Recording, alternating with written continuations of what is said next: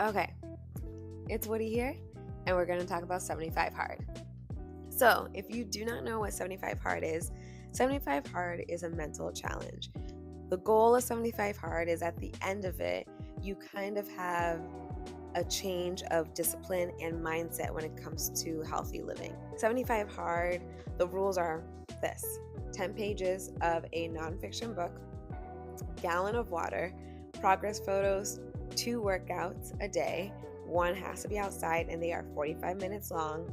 And what else did I forget? Progress photo, gallon of water, 2 workouts, 45 minutes. One has to be inside, one has to be outside. Clean eating, no alcohol. So yeah, that's 75 hard. And at this point in time, when I'm recording this video, I actually have 2 more days left. Wild that we are here at this stage. So by the time you see this video, I will be done with 75 hard and I will be a happy woman. Not saying that like this journey has not been something I'm grateful for and things that I've learned so much from my own experience in it, but I would like to have, some mornings and afternoon back. But I do know definitely my mindset and my training will change for sure. The reason why we're doing this video is because the plan today is to talk to you about what my workouts look like throughout the week. And of course, they do change and fluctuate, but this week in particular, I wanted to share the workouts that I do. Some of them are consistent week after week, but I would probably adjust the weights. So I probably started, let's say, wow, my voice is trash. You heard that squeaking? Oh my goodness. Let's try this again. Anyways, let's just say I'm doing a split squat and I started off maybe having 15s on each hand, but now I'm at the point where I'm holding 25-pound dumbbells on each hand and doing a split squat.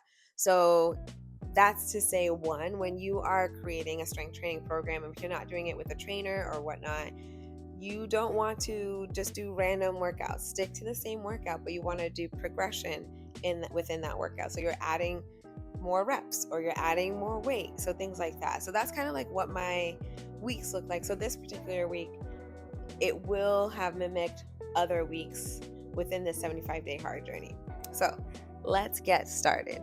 So on Sunday, the way I use it as a rest day, because Friday, Saturday, they tend to build up. So Sunday, I use it as my rest. So the morning I am doing mobility, and in the afternoon I'm doing a light, easy walk. I'll talk more about my walks later, but normally I do keep track of my pace for my walks. And so I purposely ensure that for my Sunday walks, it's leisure. I'll probably get less than 2 miles in, where my normal walks throughout the week, I'm hitting 2.5 miles. Just walking for 45 minutes. So Sundays, let's get started. I took notes and I'm talking about it. So on Sunday, we start out with ankle dorsiflexion extension and then internal and external rotation. I really need to be mindful of my ankle strength and mobility.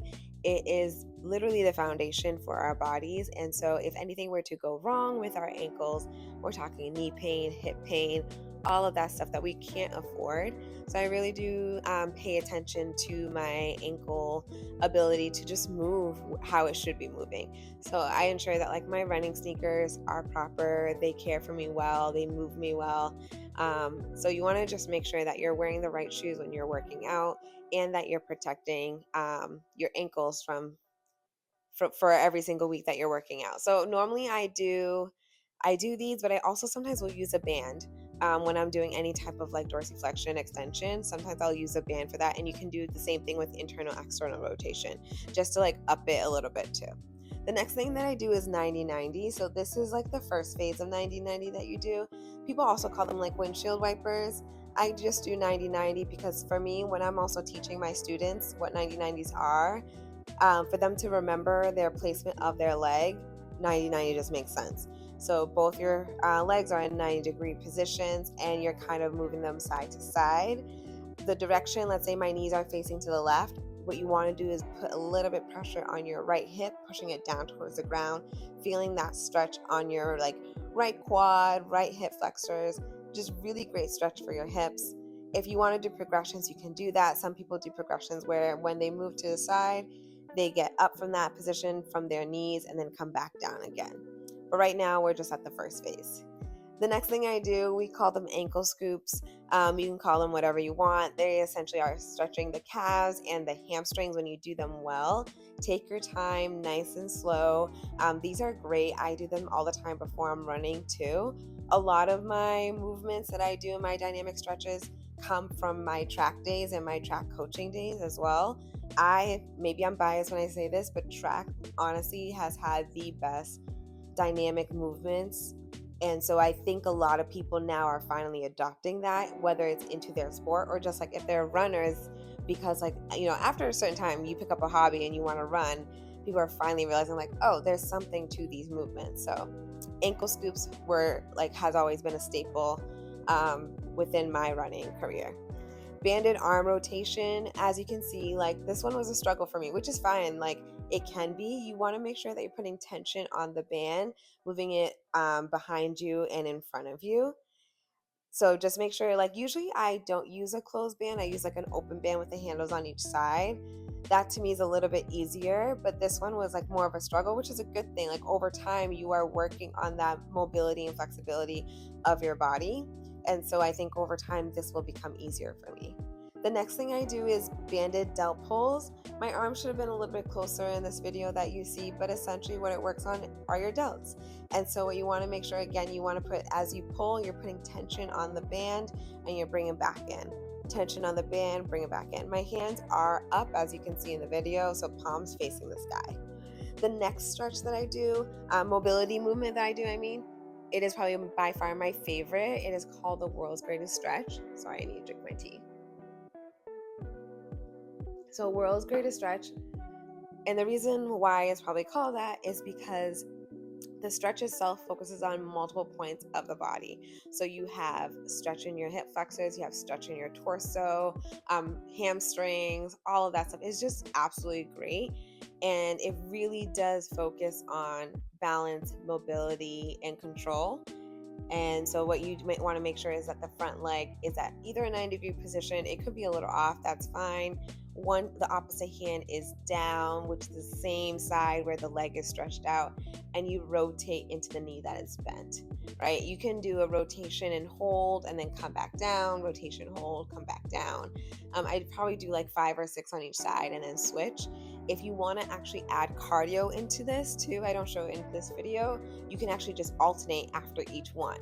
So you're bringing one leg forward, twist, both hands down, that leg goes back, other leg comes forward, twist, and just do that for 10 times. You'll see that your heart rate will increase with that. So world's greatest stretch, great dynamic movement. The next thing that I am doing in this video is KB marches. Normally, I don't have a kettlebell. So where I am right now, I just have access to a kettlebell, and I decided to let's up the game. But normally, I actually use a band for this. And I think I've talked about banded marches before, but banded marches are a staple for me. When I say staple, it is in every single leg day warm-up. I do banded marches. If I have a run, banded marches are there. It is something that I am really focused on for my hips in particular. And then also it's great to work on your running form. So when you're in this motion of running, you have to learn to drive your knees up. So KB marches really focuses on balance, stability, and driving that knee nice and high, which is where you want to be when you're running. So KB marches, great warm up right there. And then also if you don't have kettlebells, you can use a band. The next thing I do is tibialis raises. This is new for me. I actually haven't done tibialis raises like this before. When I used to run track and then coach, we would actually walk with our heels down, toes up, and walk for about 10 meters and back. So same exact thing, really focuses on the shins and prevention as well. So tibialis raises, great. Key for this is, for me, if I'm going to do a workout in my house, I have to wear shoes, or I use my yoga mat and I put it down on the ground and lift my heels. Because if you do this barefoot with no cushion underneath, you're going to hurt your heels. I'm warning you now. So tibialis raises, And the next thing we have is calf raises, and it has to be, not it has to be, you can still do calf raises without it being elevated, but I want it elevated because one, I want to be able to get the maximum amount of stretch prior to that lift. So I have just like a small step stool. You can probably use a textbook if you don't have like a step stool, but you just use that, and like I'm just also holding on to the bars, and I'm going down full stretch and coming back up. No weight at all, just body weight. And then the last thing that you see me doing is foam stretching and foam rolling and stretching. This foam rolling got me good. I probably had a run the day before, so this was just great overall. And then stretching my upper back and just cooling down my body. So that was like Sunday morning. Sounds a lot, but that's exactly what I do, and it's great. And it probably surpasses the 45 minutes because a lot of these I do 2 rounds of it each. So it's kind of like a workout, but it also stretches my body and calms me down. The foam rolling and stretching at the end, static stretching, is very helpful, especially the child pose and the threading the needle child pose. Now, Sunday afternoon, I actually was in Boston for this one, and I had a quarterfinal game. So I got there early because I had to set up the field and make sure the field was good to go to play on, because I think it was raining that weekend, which is like what is happening in New England. Is supposed to be the summer, and here we are where it's raining nonstop. So the field was great, and then I had a good chunk of time. So I actually walked alongside the beach and did my walk there. Nice, easy, comfortable, nothing crazy. So that was Sunday afternoon. Now we get to Monday. Monday is lower body day for me. I tend to do I think Monday, Wednesdays are like lower body for me. So this Monday in particular, I did elevated goblet squats. I use my kettlebell for there. It's my adjustable kettlebell. And I don't know if you can tell in the video, but there is a textbook that I'm using that is thick enough for me to put my heels on to elevate myself. Elevated goblet squats are great because it really targets your quad, where normal squats, they focus also on glutes as well as hamstrings. So when you're putting yourself in an elevated position just like this, your quads are being targeted more. So I do elevated goblet squats, and then I have lateral lunges with 2 dumbbells. I think I have them at... Okay, everyone, it looks like the recording for this video is not here, so we're going to just share out loud. We had our lateral lunges with 2 dumbbells, about 20 to 25 pounds each hand. Right here, you see me do basically jump squats, but with starting at a chair level. And if you're in a gym, if you have one of those boxes at any height or a seated height, you can use them. They're really great. They add an additional plyo into your workout, and it's also a really great cardio workout too. But specifically, it's strength with 20 pounds on each hand. Later that afternoon, I go for my 2-mile walk. It's just great. So 2 miles, I get that done, and then I have a good amount of time afterwards, and then I just finish it off with a nice walk to cool down, and of course to stretch out and just shake out my legs because it's leg day. We are on Tuesday. On Tuesday, we have our floor presses that we do, working our pectoral muscles. And then I have a half knee shoulder press that I'm doing, half knee shoulder press and floor press. Let's just talk about them real quick. When you're doing your floor press, we still want the same type of contact you would do on a bench. So a little bit of your scapula, you want to kind of rotate them in, which kind of forces your chest to pop out slightly. I still want to make contact with my feet and my glutes on the floor as I push up and come down. My half knee shoulder presses, right? Your front knee is at a 90 degree, nice and sturdy, pelvic in, and then your back toe is tucked, and you want to have a tall frame, engage that core, and push up. And then we end with bicep curls. I'm going heavy with my bicep curls. I normally don't do anything heavier than 10s, and then homegirl wanted to go crazy, so that's what I did. And then in the afternoon, I did my 45-minute walk. On Wednesday, we did seated weighted calf raises. I'm really trying to do my best of strengthening my calves, my Achilles, and making sure that I am secure there, because I don't want to run and get injured. I also want to run for a long time without my calves feeling too tight. So I'm doing this strengthening with a weight on one knee. And then I'm doing B-stance deadlifts. These are just really great, just targeting, working on unilateral work similar to like the half knee shoulder press that I did on Tuesday. When you do unilateral work, you're able to focus on one side of the body and make sure it's strengthened. When both legs are working at the same time, let's just say you're doing a normal deadlift using both legs, sometimes one can compensate over the other, so you want to ensure that you're strengthening both of them separately. After I do my B stands RDLs, I go straight into sumo squats. I use a kettlebell, adjustable kettlebell for that, and I go up to the highest that it can go, which is only 40. And then I am on my walking pad / tread, whatever, for 10 minutes with my weighted vest. And then after that, I go out again for my 45-minute walk. Big thing about my walk that I really try to do is I try to stay under a 20-minute mile pace. That ensures I'm walking at a speed that's actually focused on working hard in my walks. It's not leisure. I kind of save my leisure for Sunday, but most of my walks, I really try to make sure that it is under 20-minute pace. After that, we switched to Thursday. So Thursday, I switched it up, and I think it was because of rain. I forget why. I think it was rain. I forgot. It was supposed to pour, and it did. We were supposed to get a nor'easter. We sure did. And so I decided, okay, I didn't see that rain was in the forecast in the morning, so I decided to go out for my walk early in the morning, which was actually great. It was perfect. So I did that early in the morning with my weighted vest. And then the afternoon, I actually use the weight room that I run at my school, which is great. It's great to have access to something that you run and that's you're in charge of. So I'm in charge of the weight room.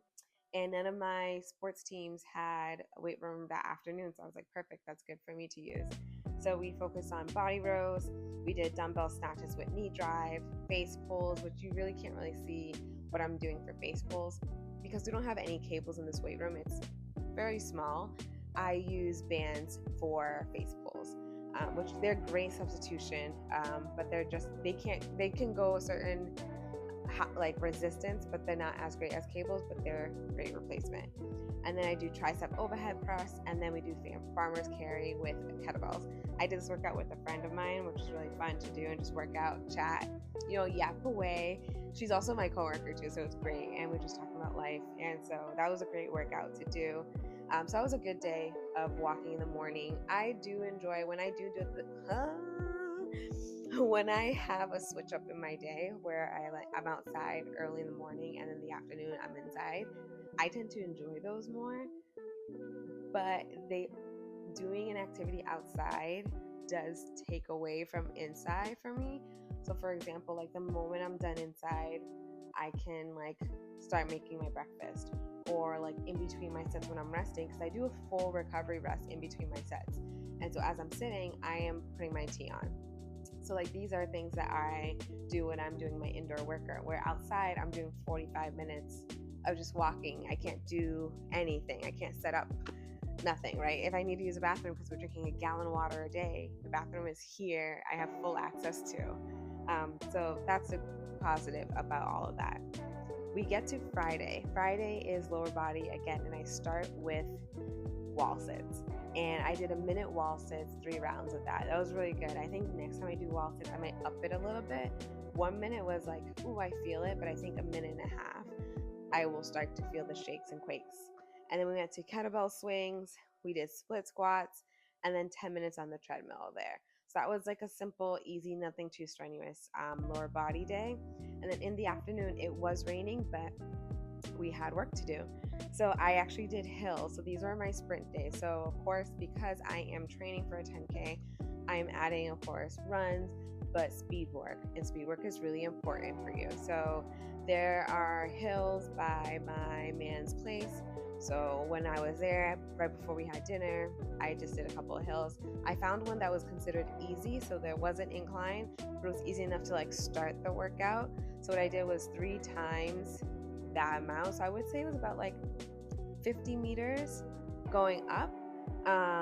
So I did 3 times that. As I went up, I sprinted up, I walked back down, immediately sprinted back up, walked back down, immediately sprint up, walk back down, rested for 3 minutes. So 3 to 5 minutes would probably be you would consider 3 to 5 minutes a full recovery. And then I did that again. And then there's another hill that is steeper and longer. And that was my all out hell of a hill sprint. but it was great. So I did 1 round of that 3 times. Same thing, sprint up, walk down, sprint up, walk down, sprint up, walk down. And then I think I had about like 15, 20 minutes left. And so I just continued walking after that. So kind of like flushing out my body and then stretching after. So that was the end of Friday. And then we get to Saturday. And Saturday I'm focused mostly on core. So just FYI, every workout that I am doing focuses on core. And I think people forget that when they're doing workouts, you are constantly engaging your core. So let's say it is the half knee shoulder press. I am focusing on my core. Elevated goblet squat, focusing on your core. You are also working your core out. So don't forget that.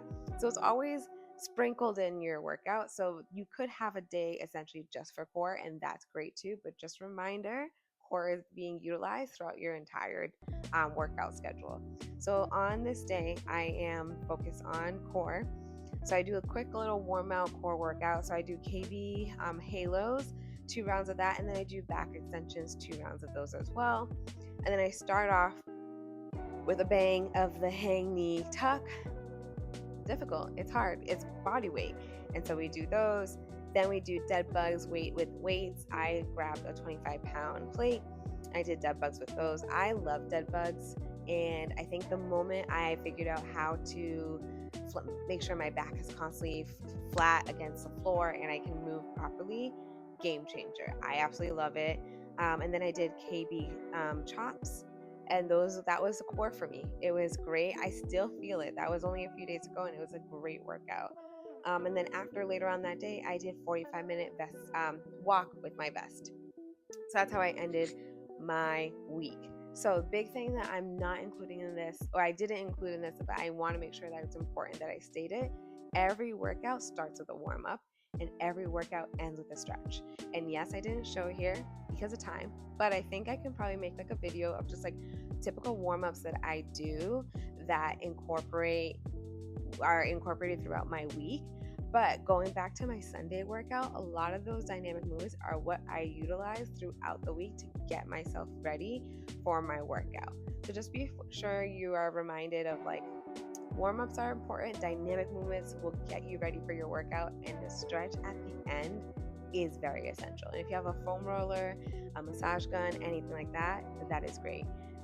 Utilize them, you need them in order for you to have proper, just for you to see progress in your training, right? So if you expect to just train, but you're not stretching, you're not doing dynamic movements, you're not doing proper recovery, you're actually going to see more injuries, more stress.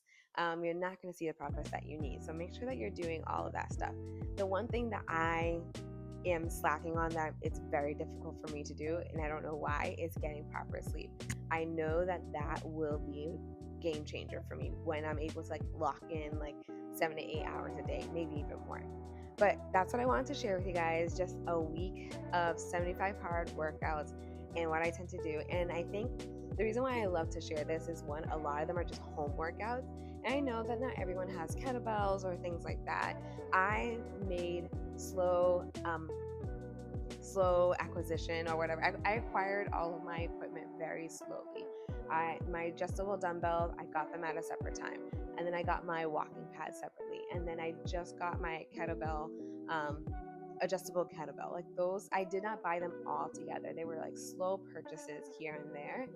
But a lot of my workouts are for home workouts. And then my bands, which I think I have them down here. This is where I usually keep them under my couch. Buying 1 pack of these, and it comes with different resistance. So this one is 4 out of the 5 when it comes to the strength level.